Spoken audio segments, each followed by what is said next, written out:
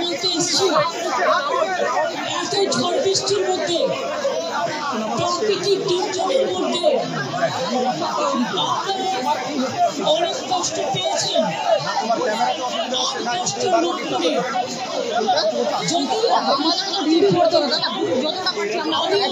প্রতিশ্রুতি দিচ্ছি আপনারা বিনম্র হন।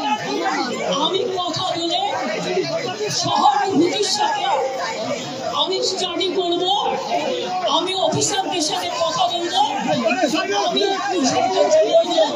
আমার সাথে একটু chief secretary, home secretary, DG police সবাই আছে।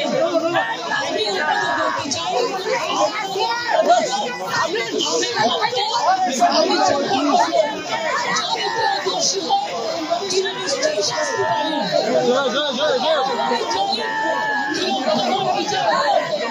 আমি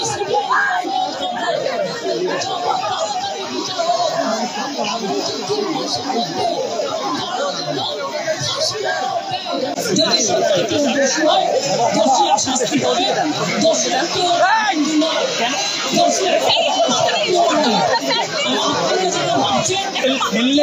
ঠিক হবে না।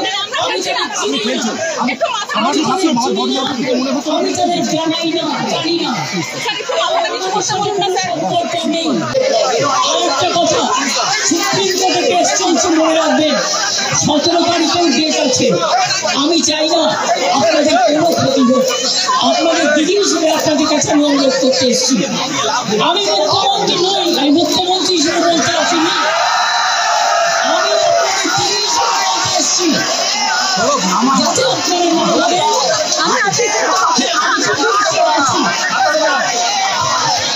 আমি আপনার পক্ষ বিরোধ করি, কিন্তু আপনাদের কাছে এসেছি যদি বলেন as a chief minister, as a elder sister এবং আপনাদের আন্দোলনের সমব্যথী এবং সমসাথী, তাহলে আপনাদের অনুরোধ করবো আমার কথা শুনুন।